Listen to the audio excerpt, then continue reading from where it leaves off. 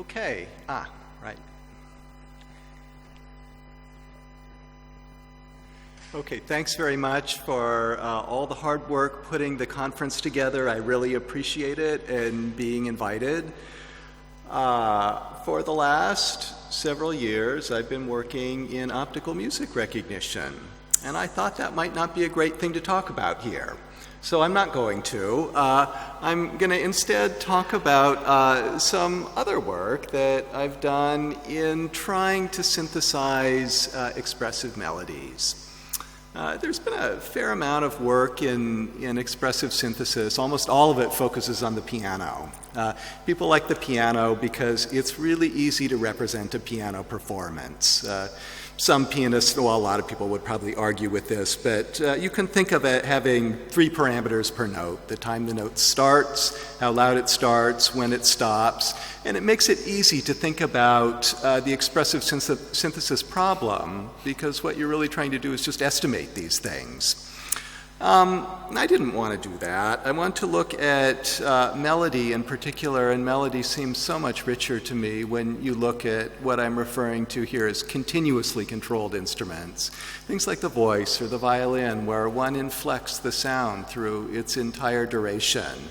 So the goal of this is to try and explicitly represent what we mean by interpretation, which is not an easy thing to do. I may have gotten it wrong, but this was my best try.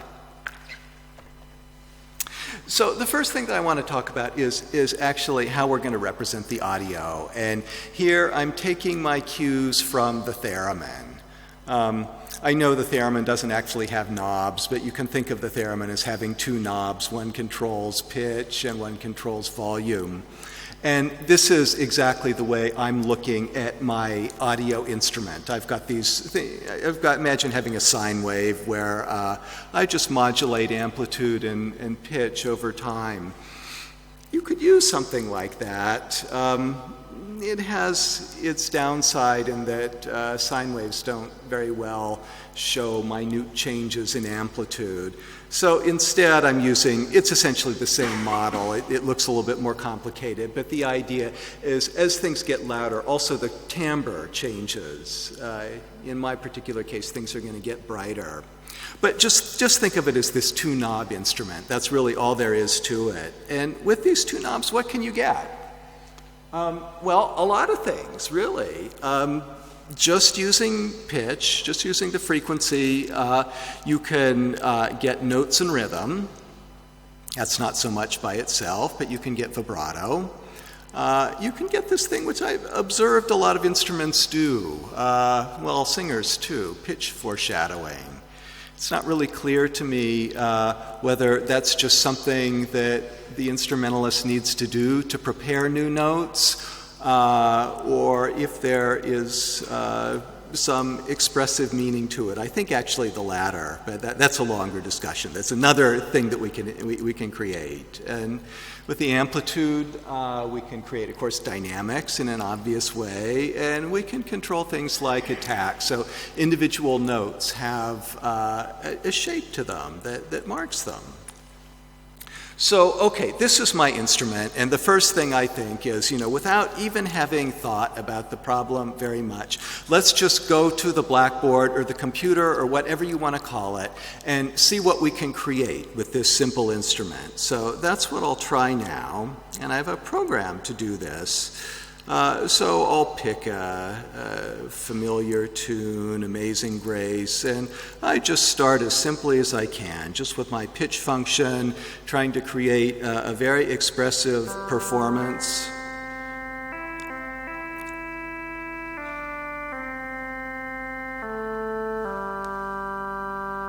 You can probably imagine the rest. So perhaps I didn't succeed there, and I gradually add things, just as a way of exploring. So, I mentioned, notes need to have some sort of characteristic profile, at least to mark the beginning of notes. That's important for rhythm, even when things are legato.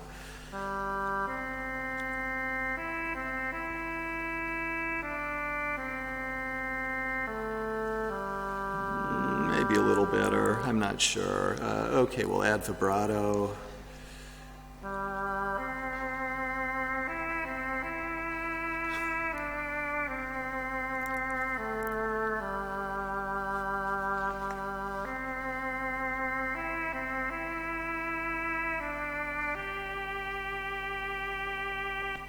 This one is interesting because I can't decide whether it makes things better or worse. We'll add breaths.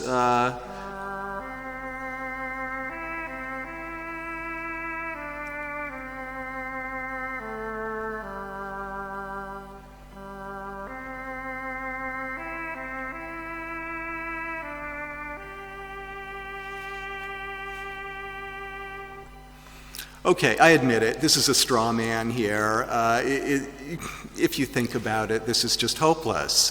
There's no way that we can look at synthesizing expression by adding these things. We're just going to add in one more thing on top of another and hope we'll get to where we want to go. But I thought I would just start there. It seems like a natural way to begin.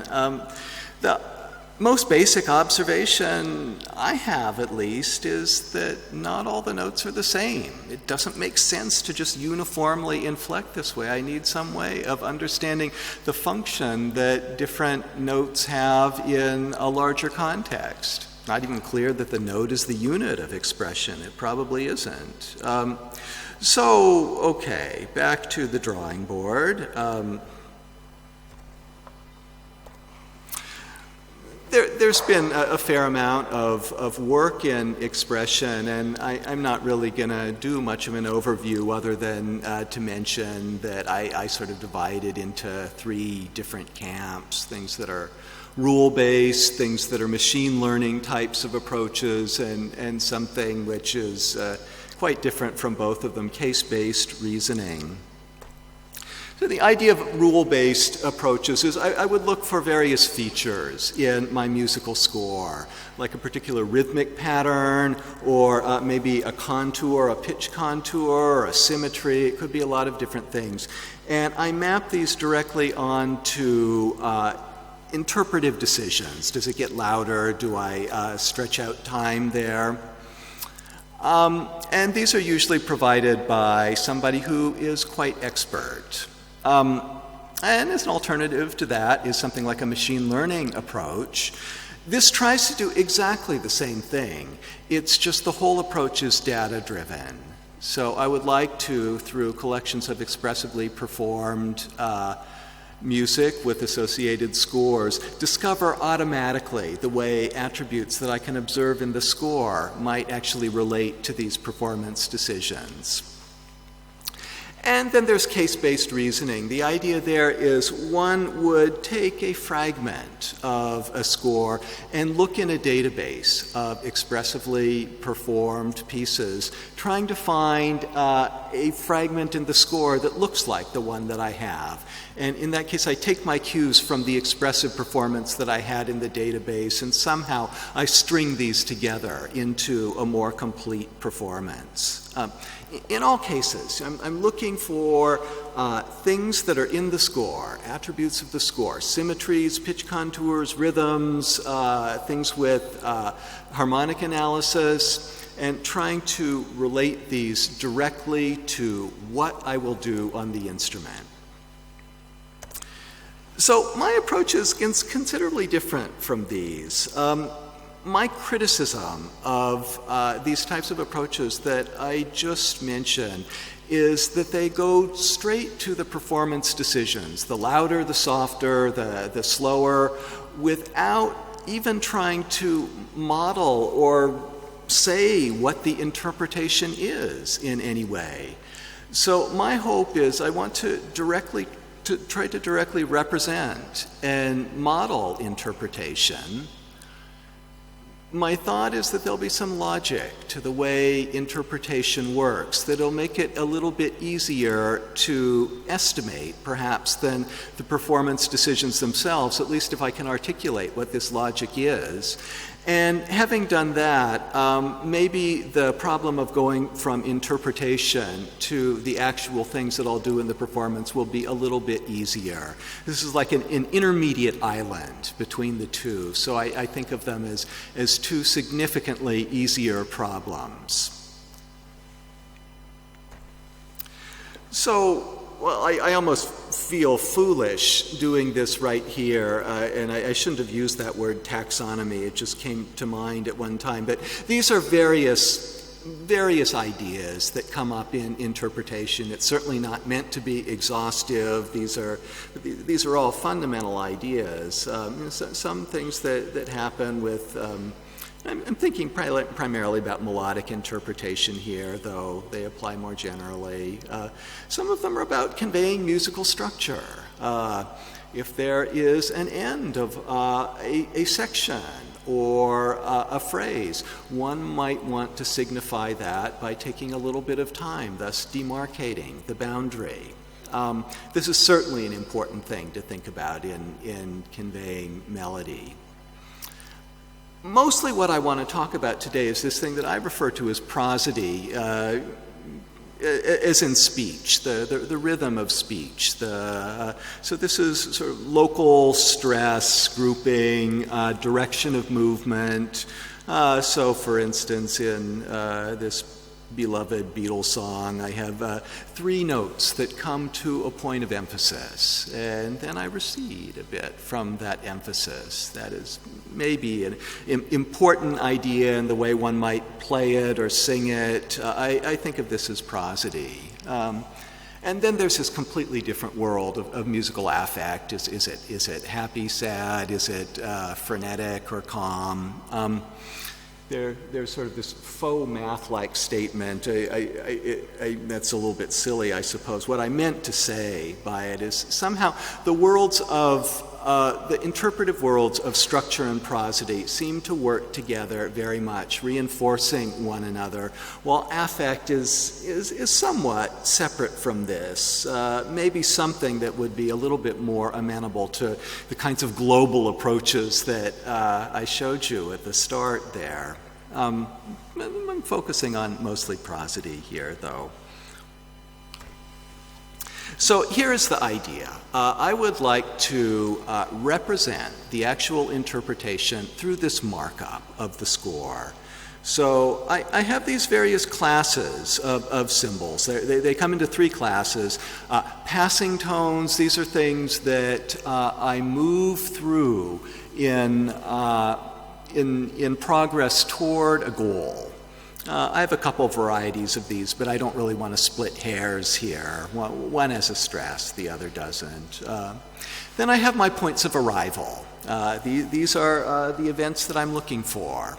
And I have several varieties of these, and often after a stress, or maybe not necessarily just there, one finds oneself receding, moving backward. And these are a little bit personal, I suppose, but here in Amazing Grace, I have a passing tone that moves to a stress and several passing tones that move forward, finally to this point of arrival here, from which I recede. And there's a markup of Danny Boy, which is a little bit similar in spirit. There isn't a right way to do these, just like there isn't a right interpretation. The important idea is trying to explicitly represent what you mean by the, in this case, prosodic interpretation, so as markup. So once I have the markup, the second stage of actually generating audio from that is a little bit easier to do. This is, in some sense, this is really the characterization of my instrument, how I move from the music itself and the prosodic markup to the actual audio. And there are a couple different elements that are involved here. The main one is I take each of these prosodic markings and I treat this not as a constraint, but a local description of what I want to have happen.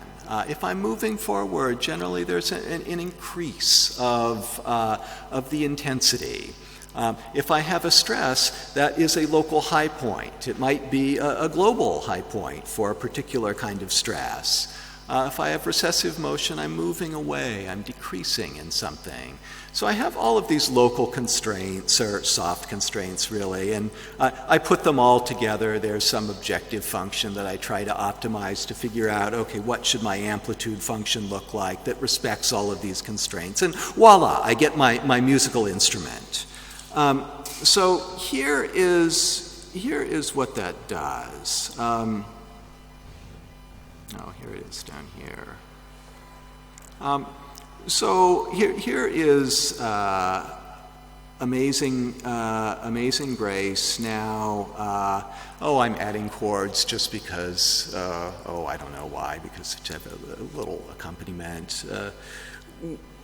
Amazing Grace, whose performance is created from this prosodic markup.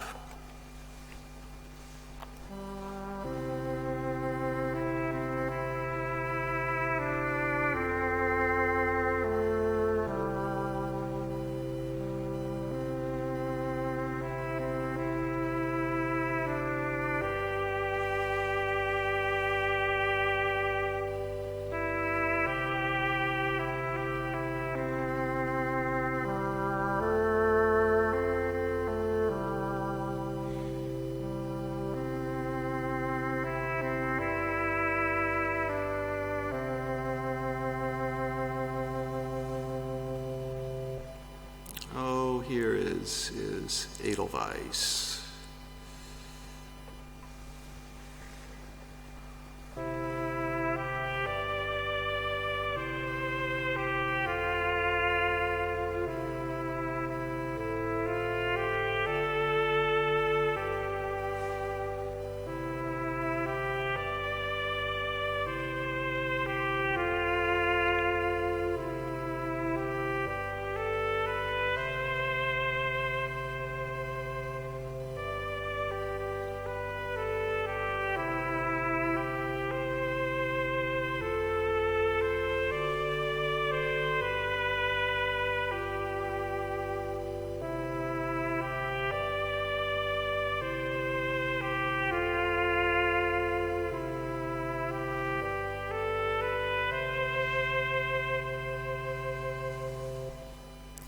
We'll do one more. If there's something that you really want to hear, you can call it out.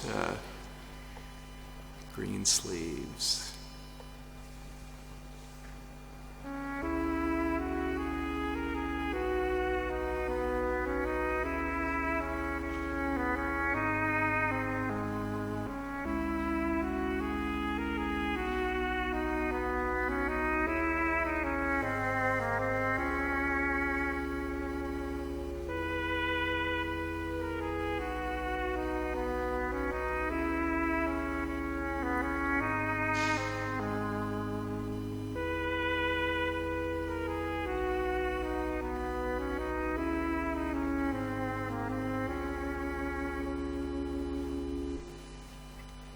So these are all created from hand markings, laboriously marked.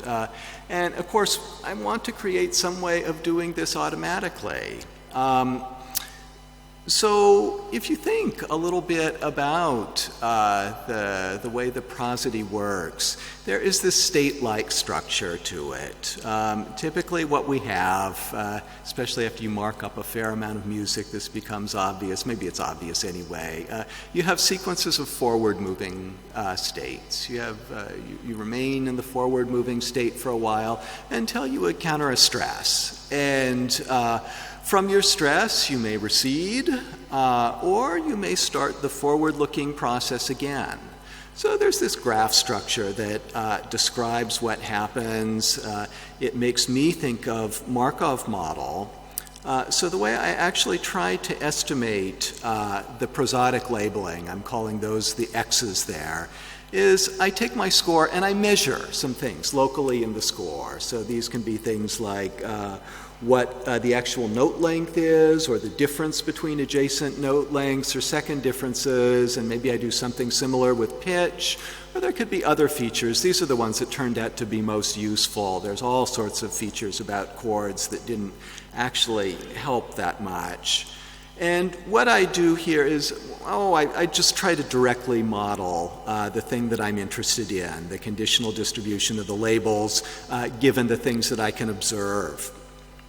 I don't want to talk in very much detail about this, but from the examples I have, it's pretty easy to learn the fundamental object, which tells me my distribution on the current hidden label, given the previous hidden label, and the local things that I can observe. I tried doing this through a variety of methods, classification trees and logistic regression among them. Things turned out to be pretty much the same no matter how I did it. And having done that, it's a rather simple thing to find the most likely, the prosodic interpretation that gives the greatest likelihood. And that's the basic paradigm that I followed. I've told my students you should never show a table like this to your audience, and here I've done it, so I will just summarize. It says, we use a leave one out scheme, and I train from everything from, except the current melody that I'm looking at. And then I estimate my interpretation of that melody, and I see how closely it corresponded to the hand-labeled markup. It works pretty well. It does a reasonable job of capturing the hand-labeled markup, especially if you look at the labels in a coarsened way. Though probably more important is what the musical effect is. It's very hard to measure something like this, but we did consult a collection of experts. We have quite a few in the Jacobs School in Indiana University. Very easy to get student participants for things like this. We had 30 or so who were presented melodies in random orders and 3 different versions of each melody. The hand marked up one, the estimated markup one that I just described, and a randomly marked up one. And they gave their opinions, and there were some things that were really quite obvious from the kinds of opinions that we got from them. People hated the random labelings, and everything that you showed them was clearly preferred to those. And I think what that says is there is something of value in this markup. It's much better to have an intelligent markup than a random one, so presumably it's carrying some kind of useful information. And the estimated labelings that we create algorithmically were, to our users at least, indistinguishable from the hand-labeled ones. So perhaps the problem isn't formulated in the right way, but at least as far as this particular estimation problem is concerned, we do well enough on that. The disappointing one is, here it is. They were asked to respond to this question, the performance is musical and expressive. And I thought if you phrase things in positive ways like that, then you get people to agree, but of course you don't. And people were neutral, between neutral and agreeing on that. Maybe I didn't like it so much when I first heard this, and having thought about it a little bit, I think it pretty much hits the nail on the head. It's a nod in the right direction with a long way to go, probably.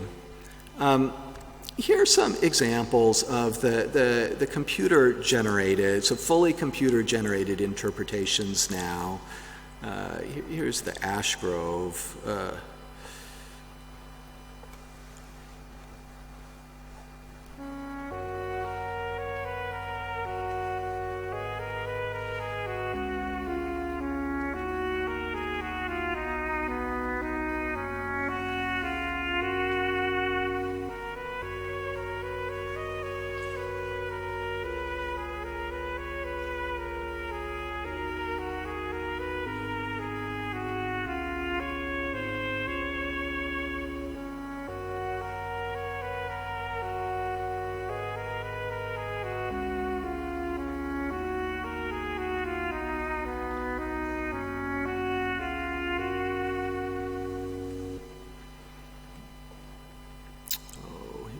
Came upon a midnight clear.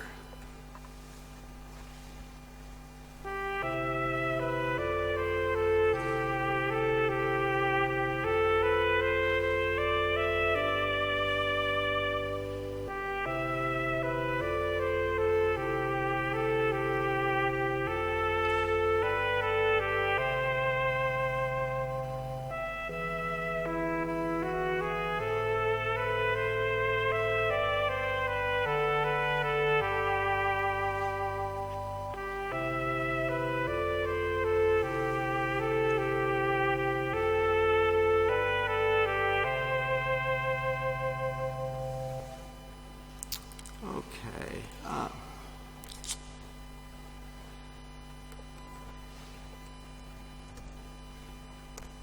Well, okay, so if I had more time, I'd do the random labelings.